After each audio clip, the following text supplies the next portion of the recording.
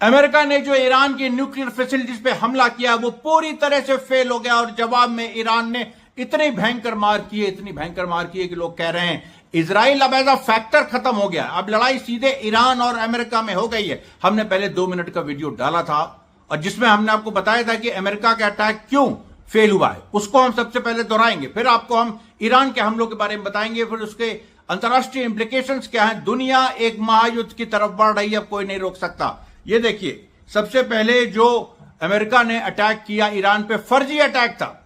ये बिल्कुल ऐसे ही अटैक था कि जो इफेक्ट्स के लिए किया गया।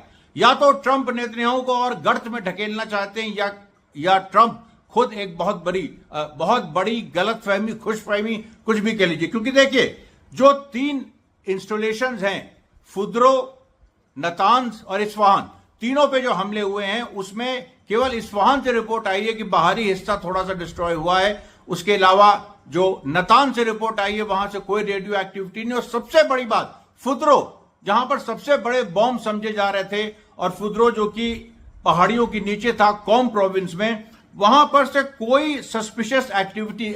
ये प्रोटोकॉल होता है न्यूक्लियर साइट्स पे जब आप अटैक करते हैं तो ये प्रोटोकॉल्स होते हैं। एसआर कंफर्मेशन यानी सस्पिशियस एक्टिविटी, वो कोई ऐसी डिटेक्ट नहीं हुई है। उसके बाद क्रेटर क्लस्टरिंग, यानी एक साथ कई क्रेटर्स क्रिएट होते हैं, वो क्रिएट नहीं हुए हैं फुद्रो में। नो इलेक्ट्रोमैग्नेटिक रप्चर, कोई इलेक्ट्रोमैग्नेटिक रप्चर नहीं हुआ है। यानी जो पूरा एक जो बॉम्ब जहां गिरते हैं उसके चारों तरफ कुछ समय के लिए एक ऐसा स्पेस क्रिएट हो जाता है जो खींचता है अपनी तरफ चुंबक की तरह, वो भी नहीं हुआ है। फिर नो सीस्मोग्राफ लाइटिंग अप, जो एक तरह से जो धरती हिलती है जब न्यूक्लियर अटैक होता है तो उसमें सीस्मोग्राफ लाइटिंग अप होती है, वो नहीं हुई। नो इमरजेंसी एयरलिफ्ट, कोई इमरजेंसी एयरलिफ्ट भी नहीं हुई। बीडीए लूप भी नहीं बना कि जो ये बॉम्ब का क्या डिस्ट्रक्शन हुआ है उसका एक लूप बनता है, वो भी नहीं हुआ। इंफ्रारेड फ्लेयर्स छूटते हैं, इंफ्रारेड फ्लेयर्स नहीं छूटे। मल्टीस्पेक्ट्रल फ्लैश एनालिसिस नहीं हो पाई। अंडरग्राउंड फायर सिग्नेचर की, यानी ये बम अंदर गया है, बम अपना सिग्नेचर खुद बनाता है, एक फायर का अलग पैटर्न क्रिएट करता है। ये सब बातें पहली बार आप सुन रहे होंगे। ये ऐसा कुछ हुआ ही नहीं। और आप देखिए ईरान ने क्या किया। ईरान ने जवाब में 25 रॉकेट सीधे दाग दिए। आज जैसे ही अमेरिका ने हमला किया आज रात को, उसके बाद 25 रॉकेट दागे हैं और अभी ये हमला जारी है।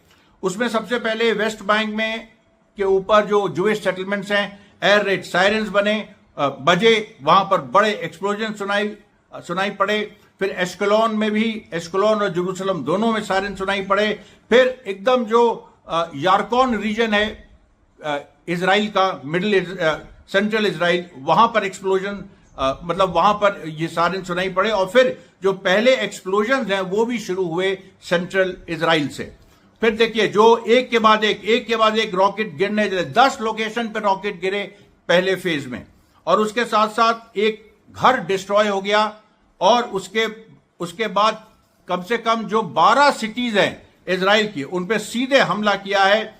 उसके बाद जो मिलिट्री बेसिस हैं इजराइल के, Meron airbase, Kiryat Shmona, Krayot area, Haifa, Acre और गोलन हाइट्स, यहां पर सीधे स्ट्राइक हुई है।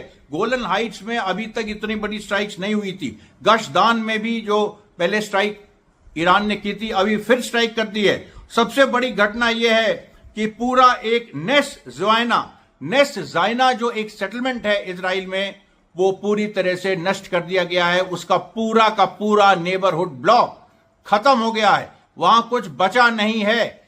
दूसरी बात, बेन गुरियन एयरपोर्ट ध्वस्त हो गया है, वहां कुछ बचा नहीं है। यह बात पूरी एक के बाद एक देखिए आपके बीच आ रही है। फिर उसके बाद जो एक इजरायली बायोलॉजिकल रिसर्च सेंटर है जो कि इस जगह था, यानी ये जो हमने आपको बताया नेस जायना में जो बायोलॉजिकल रिसर्च सेंटर था, ये भी ध्वस्त हो गया है।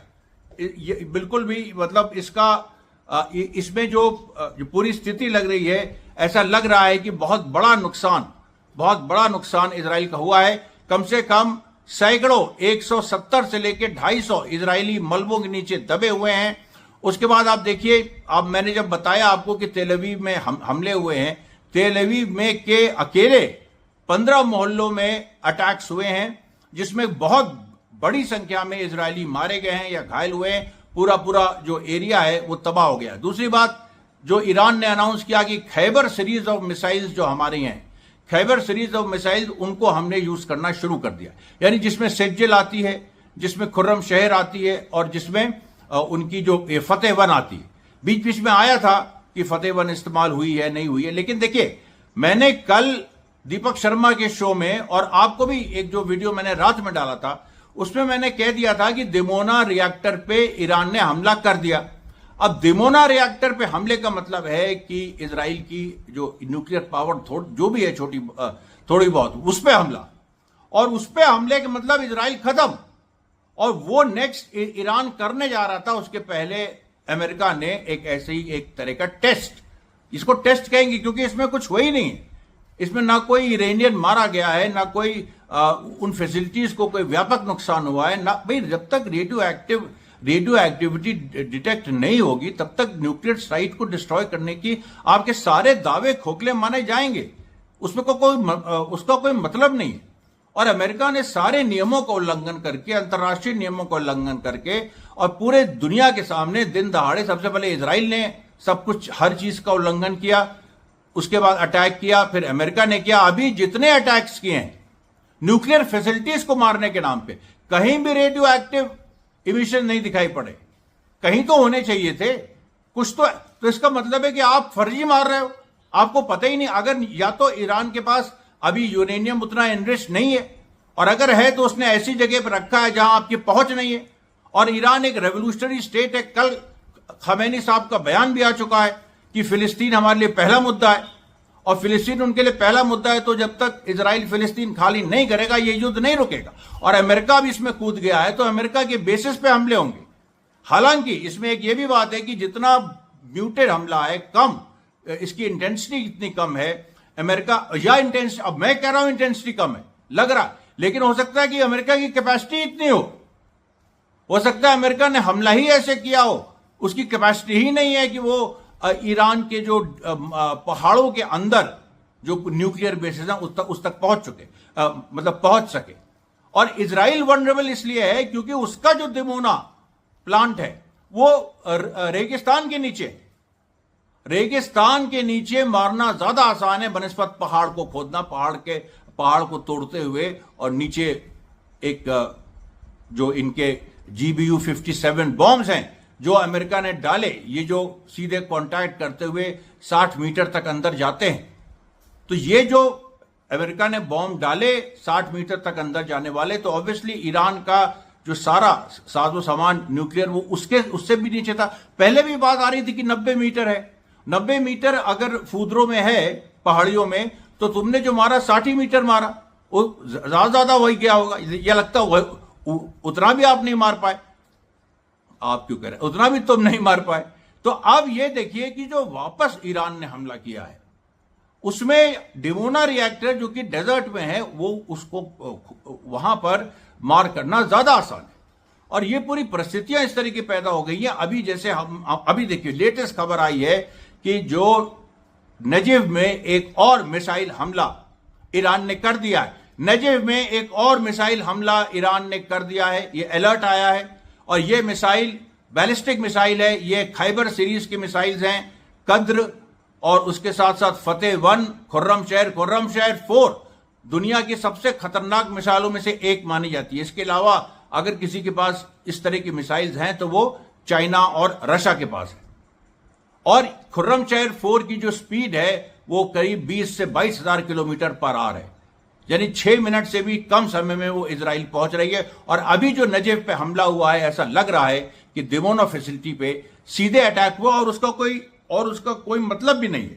उसके बाद क्लासिफाइड जो इंफॉर्मेशन इजराइल से आ रही है वो ये आ रही है कि इजराइल में जो रेस्क्यू टीम्स हैं वो कम पड़ गई हैं। करीब उनके अबाउट 147 रेस्क्यू टीम्स जो इजराइल ने बनाई थी इमरजेंसी, उसमें से सब के सब एक ही जगह लग गई हैं। जो मैंने आपको बताया जियोना नेस, जो एक सेटलमेंट है जहां पर उनका बायोलॉजिकल रिसर्च इंस्टीट्यूट था नेस्जियाना जो सेटलमेंट है, जो जहां पर ईरान का बायोलॉजिकल एक इंस्टीट्यूट था जो पूरा नष्ट हो गया, वहां पर 147 की 147 टीम्स लग चुकी हैं। अब आप सोचिए 147 टीम जब एक जगह लग चुकी है तो तुम बाकी जगह क्या करोगे? तुम रमतगन में क्या करोगे? तुम इजियोन में क्या करोगे? तुम बेन गुरियन एयरपोर्ट पे क्या करोगे? इजराइल तो तबाह हो गया है, एक बार में तबाह हो गया, कुछ बचा नहीं है। जनता इधर उधर भाग रही है और उसको गाइड करने वाला कोई नहीं। नेतन्याहू बंकर में है। अभी आप बयान सुनेंगे, बयान जरूर सुनेंगे आप कि हम ये कर देंगे, वो कर देंगे, इजराइल काट्स के। अभी ब्रिटेन के प्राइम मिनिस्टर का बयान आया कि we are with Russian strike against Iranian nuclear facilities. यार इरानियन न्यूक्लियर फैसिलिटीज हैं कहां, ये तो बताओ। रेडियो एक्टिविटी कहां है? मूर्ख कब तक बनाओगे दुनिया को? साइंस भी कोई चीज होती है। इतने सारी सिस्मोग्राफिक क्या वहां उसमें एक्टिविटी रिकॉर्ड हुई? बताओ कि ये जो स्टारमर है ब्रिटेन का प्राइम मिनिस्टर, मैक्रोन है, तुम अंग्रेजी बोल बोल के झूठ बोलोगे तो सोचोगे दुनिया तुम्हारी बात मान लेगी और तुम इस तरह से इतना बड़ा एक स्थिति क्रिएट कर दो। देखिए अब इसके बाद जो लड़ाई होगी उसमें इजरायली नहीं खत्म होगा, अमेरिका भी खत्म होगा। अमेरिका के सारे बेसिस जो मिडिल ईस्ट के हैं वो खत्म होंगे। इंग्लैंड और फ्रांस का जो दबदबा है मिडिल ईस्ट में वो खत्म हो जाएगा और ईरान एक सुपर पावर के रूप में उभरेगा। ये देखिए बड़ा कंक्लूजन है। जैसे जैसे घटनाएं आगे बढ़ती हैं हम और वीडियो लाते जाएंगे। तब तक के लिए धन्यवाद साथियों, बहुत बहुत धन्यवाद।